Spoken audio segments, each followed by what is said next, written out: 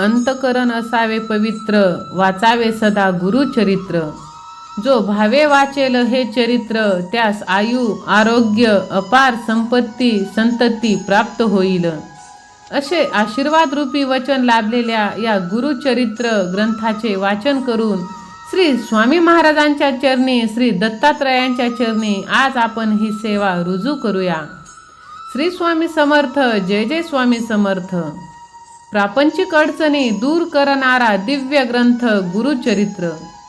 26 डिसेंबर रोजी आपण सर्वजण दत्त जयंती साजरी करणार आहोत आणि म्हणूनच या सप्ताहामध्ये 20 डिसेंबर ते 26 डिसेंबर या दरम्यान श्री गुरुचरित्राचं पारायण केलं जातं.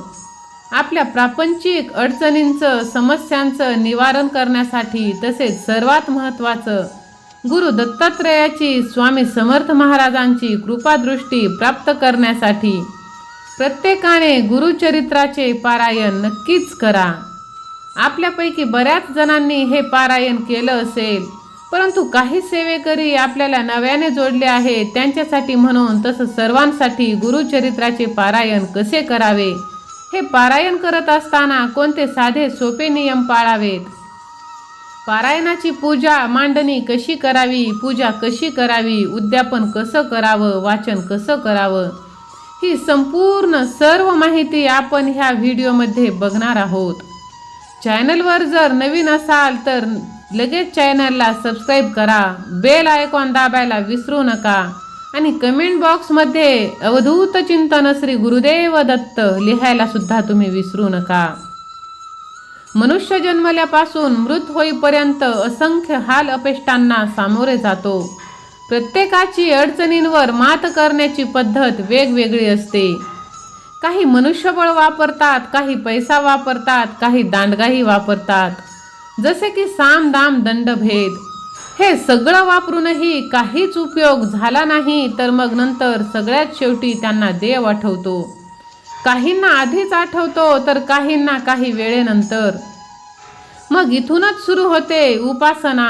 आपल्याकडे वेगवेगळ्या उद्देशासाठी वेगवेगळ्या देवता आहेत. जसे बुद्धीसाठी श्री गणेश, श्री सरस्वती माता, धनासाठी श्री लक्ष्मी माता, आयुष्यवृद्धीसाठी श्री शंकर महादेव.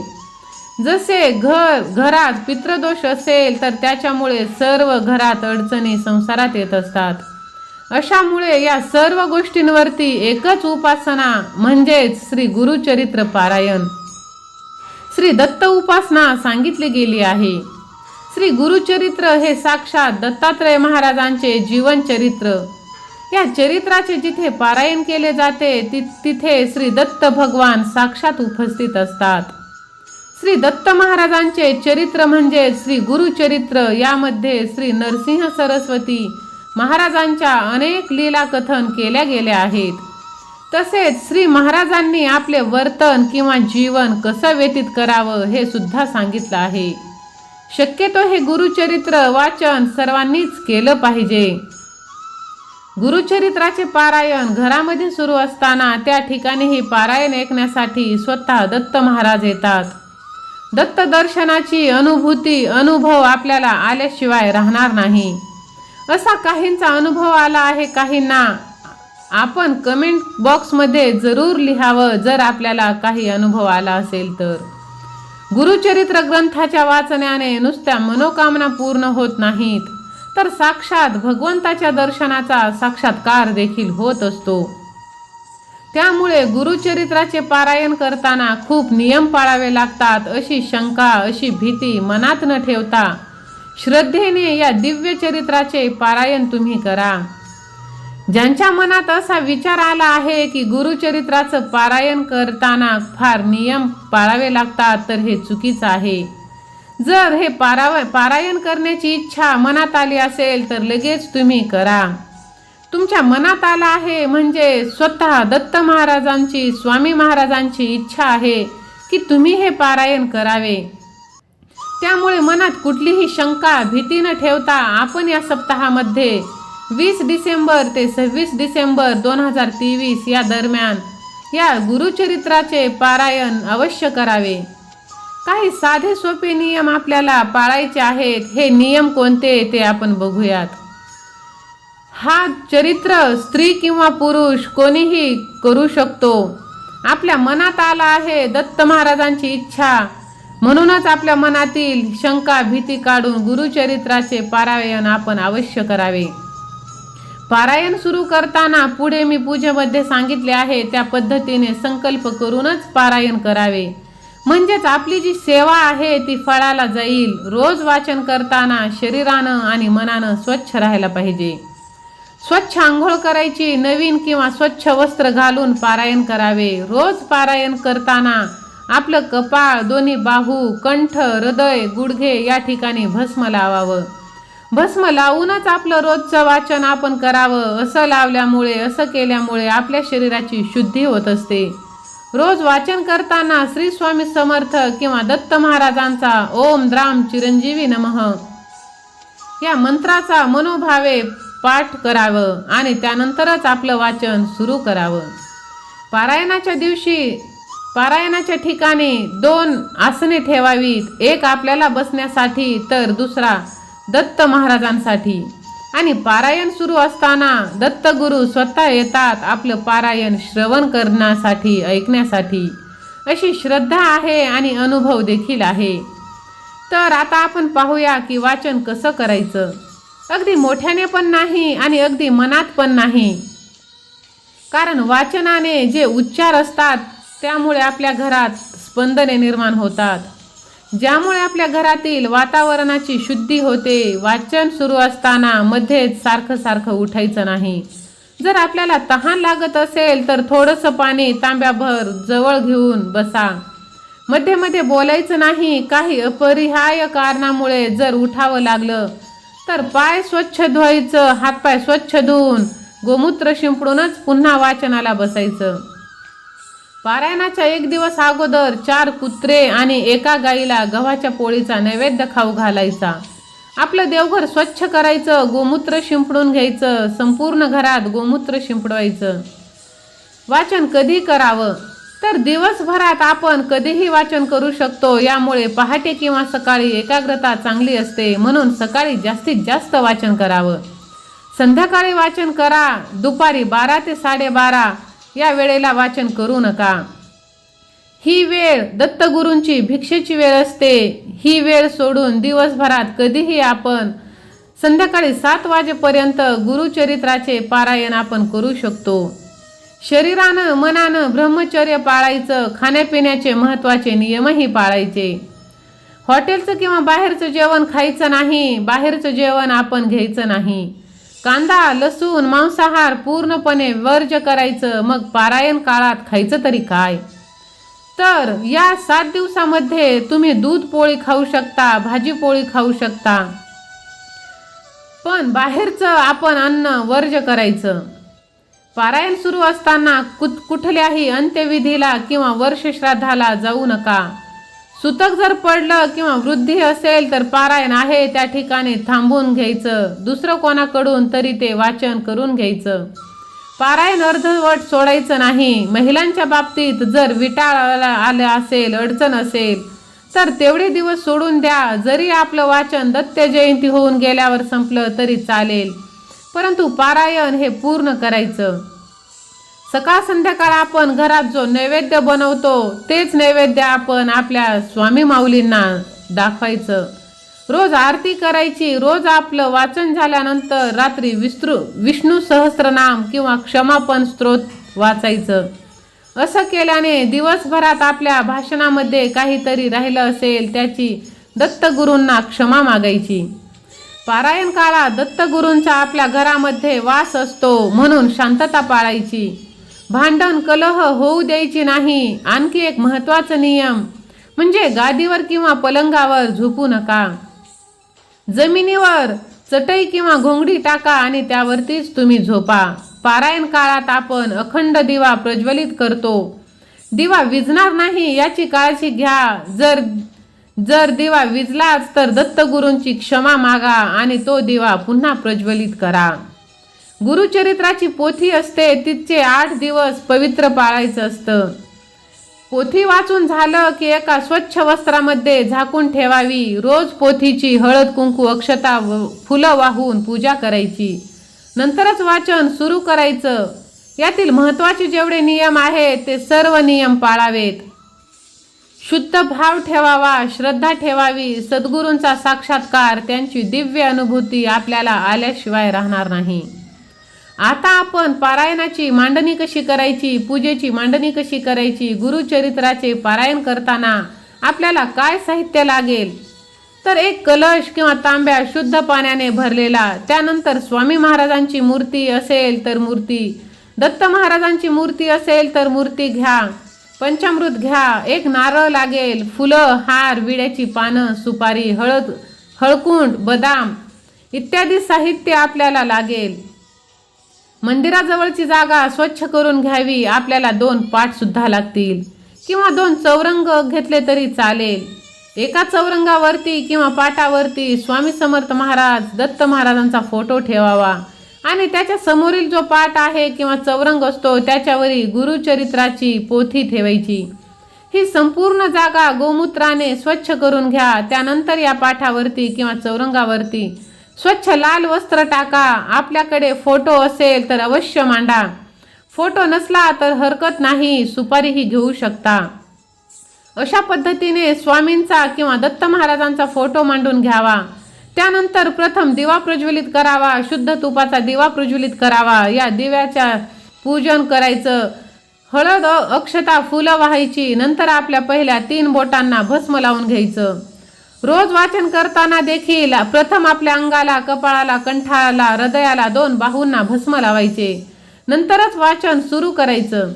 पूजेची मांडणी करत असताना देखील भस्म लावूनच पूजेची मांडणी सुरू करायची.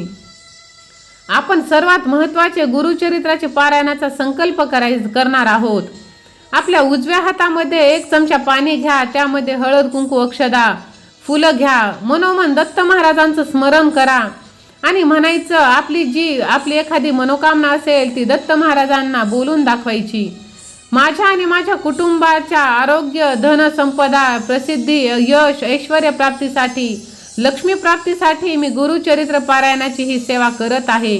किंवा आपली जी इच्छा आहे ती दत्त महाराज यांना सांगायची आणि त्यांना विनंती करायची की माझ्याकडून ही सेवा तुम्ही करून घ्यावी, अशी विनंती दत्त महाराजांना करायची.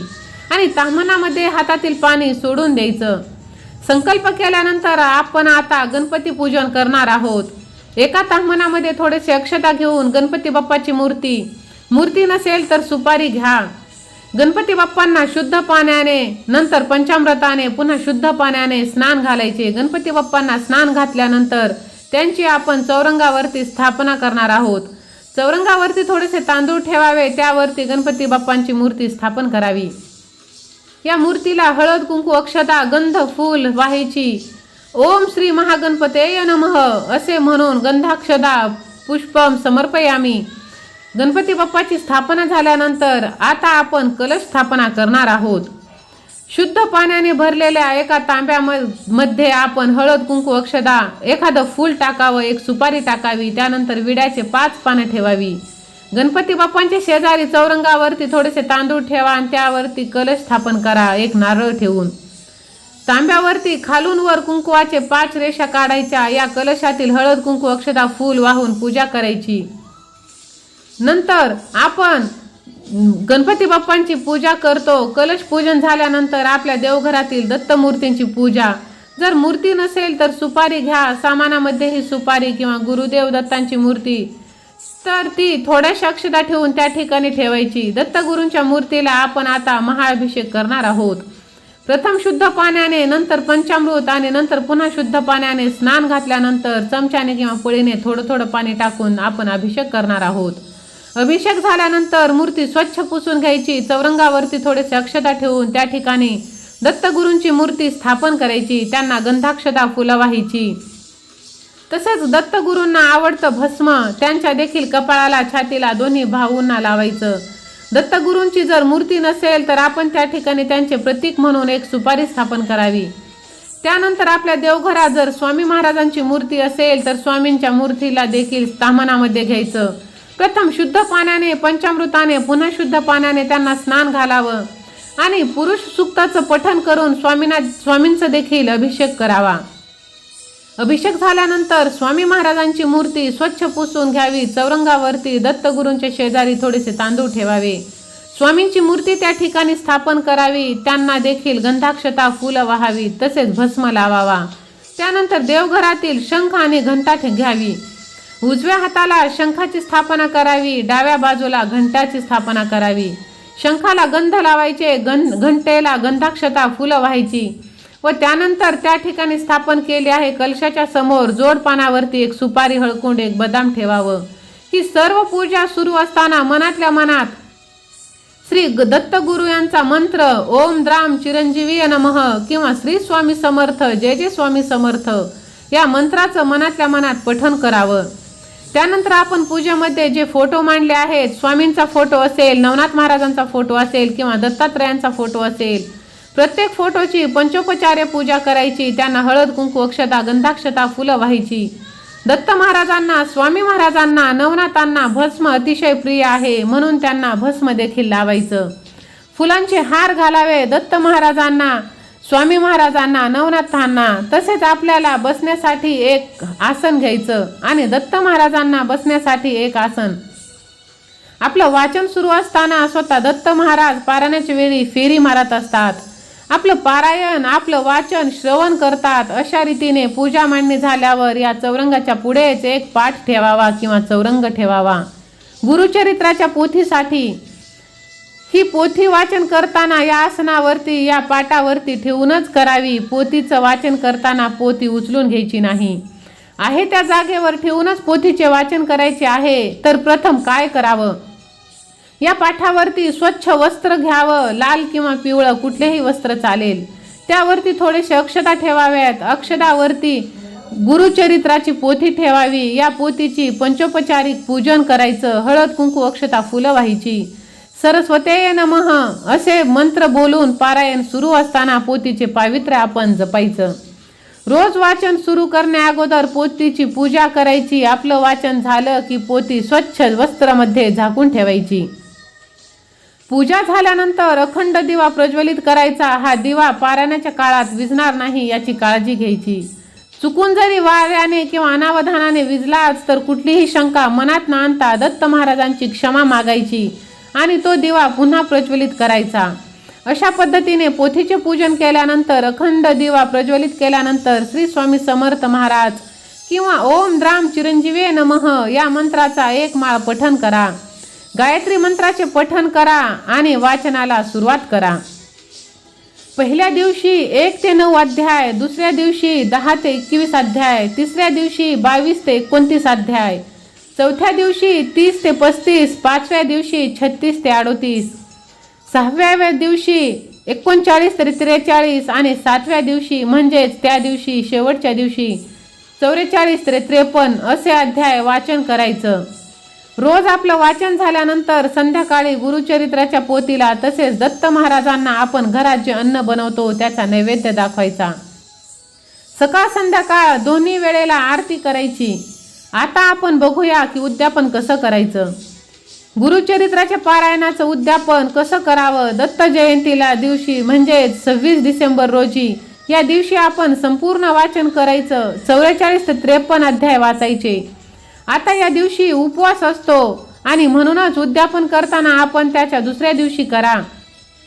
म्हणजेच दत्त जयंतीच्या दुसऱ्या दिवशी 27 डिसेंबर रोजी उद्यापन करा. 27 डिसेंबर रोजी सकाळी लवकर उठा. स्वच्छ होऊन आपण संपूर्ण पूजा मांडणी असते. या संपूर्ण पूजेच्या गंधाक्षता फुलं वाहून पूजा करायची. पूजा साहित्याची पूजा करायची. त्यानंतर संपूर्ण पूजेला पूर्णाचा नैवेद्य दाखवायचा. घेवड्याच्या शेंगाची भाजी दत्त महाराजांना ती खूप प्रिय आहे. ही भाजी नैवेद्यामध्ये अवश्य ठेवावी. 5 नैवेद्य बनवायचे. पहिला नैवेद्य दत्त महाराजांना, दुसरा स्वामी समर्थ महाराजांना, तिसरा आपल्या कुलदेवतेसाठी, चौथा गुरुचरित्राच्या पोथीसाठी आणि 5वा जो आहे तो गायीसाठी. पूजा झाल्यानंतर गायीचा नैवेद्य गायीला द्यायचा आणि बाकीचे नैवेद्य घरातील सर्व सदस्यांनी तो ग्रहण करायचा. हा नैवेद्य बाहेरच्या व्यक्तीला कोणालाही द्यायचा नाही.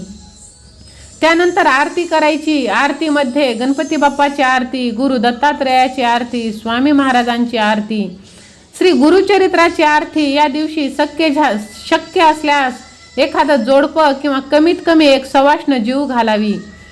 तिला यथोचित तिची ओटी भरून सन्मान करावा, तिला पानाचा विडा द्यावा, दक्षिणा द्यावी।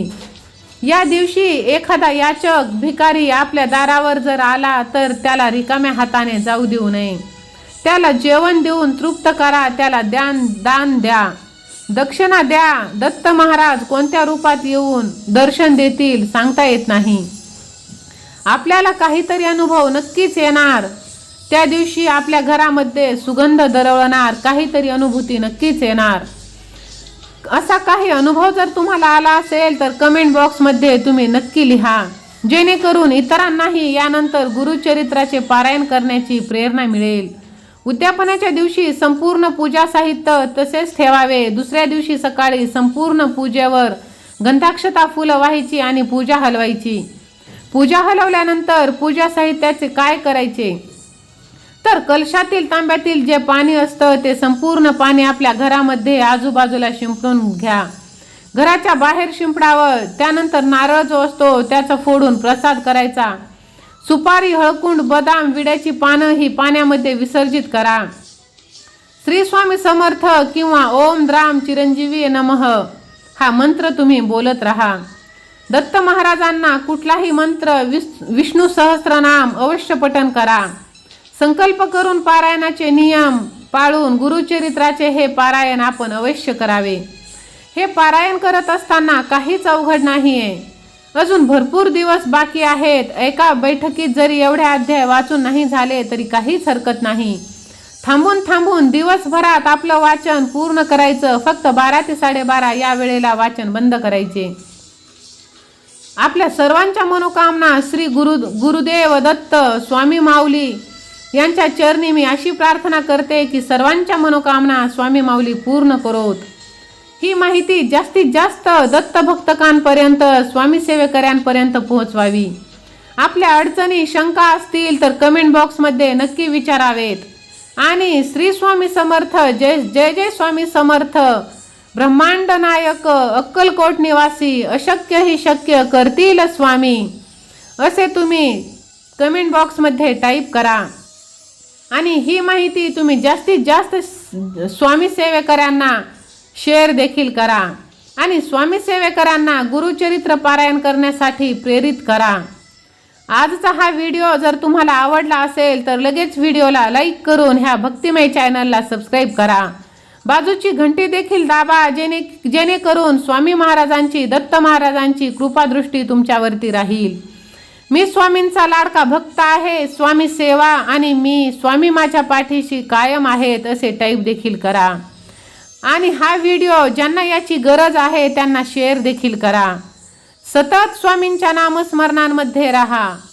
श्री स्वामी समर्थ, श्री स्वामी समर्थ, श्री स्वामी समर्थ, जय जय स्वामी समर्थ महाराज, श्री स्वामी समर्थ।